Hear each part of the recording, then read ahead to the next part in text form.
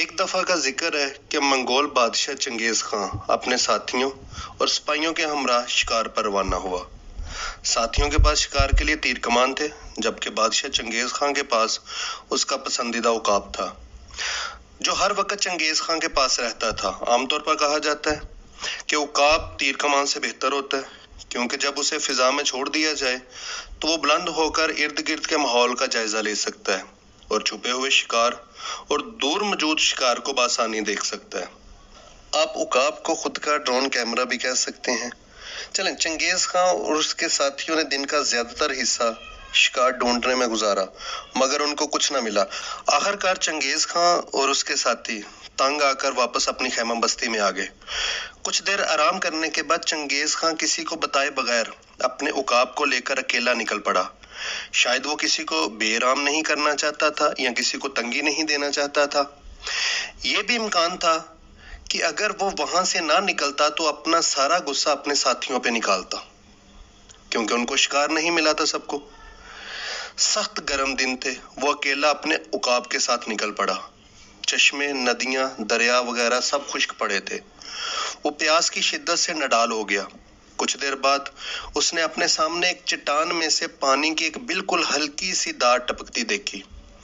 उसने अपने प्याले को भरने के लिए उस धार के नीचे रख दिया और साथ ही उसने अपने उकाब का नकाब उतारकर उसको उड़ा दिया, फिजा में आजाद कर दिया। आप लोग ये भी समझ लें, बल्कि कुछ तो जानते भी होंगे, जो लोग उकाब को पालतू जानवर के तौर पे रखते हैं तो आम हालात में उसकी आंखों के सामने नकाब पहना देते हैं और मखसूस हालात, प्रवाज और शिकार के लिए ही नकाब उतारते हैं। इसी तरह चंगेज खां ने इस उकाब का नकाब उतार कर उसे फिजा में आजाद कर दिया और प्याला भरने का इंतजार करने लगा। अभी प्याला भरने वाला ही था कि उकाब को पता नहीं क्या हुआ और उसने प्याले पर झपट कर उसको गिरा दिया। सारा पानी जमीन पर गिर गया, मट्टी में जज़ब हो गया। चंगेज खां को उकाब के इस अमल पर बेहद गुस्सा आया, लेकिन उसने गुस्से पर काबू कर लिया, क्योंकि वो उसका पसंदीदा उकाब था। उसने प्याला जमीन से उठाकर एक बार फिर धार के नीचे रख दिया और प्याला भरने का इंतजार करने लगा। अभी प्याला आधा ही भरा था कि उकाब ने फिर हमला करके प्याले को नीचे गिरा दिया। चंगेज खां को फिर इंतहाई गुस्सा आया, लेकिन उसने प्याला को दोबारा धार के नीचे रख दिया। अगरचे ये उकाब उसका पसंदीदा और हर दिल अजीज था, लेकिन वो किसी सूरत किसी को इजाजत नहीं दे सकता था कि वो उसकी हद की इज्जत या नकदरी करे।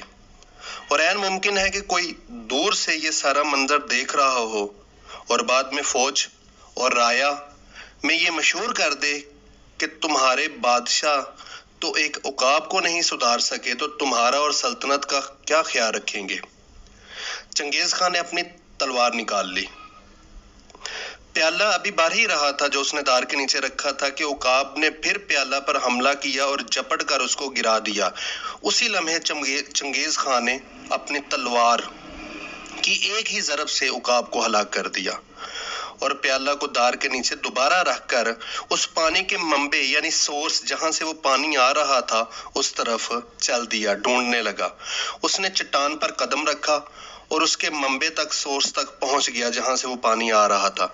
वहां उसने देखा कि एक छोटा सा तालाब है और उसमें जहरीला तरीन इलाके का जहरीला तरीन सांप मरा पड़ा है और इस सांप का जिस्म पानी में घुल रहा है। चंगेज खां को मालूम हो गया कि अगर वो पानी पी लेता तो वो भी मर जाता, इस सांप के जहर से वो मर जाता। उसको उकाब पर हैरत हुई, जो उसको इसीलिए पानी नहीं पीने दे रहा था कि कहीं उस सांप के जहर से बादशाह मर न जाए। उसने इस मरे हुए उकाब को उठाया और वापस खैमा बस्ती में आ गया।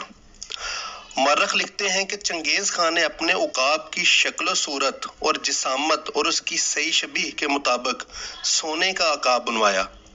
तहरीरों, शायरी में और किताबों में इस उकाब का जिक्र मिलता है।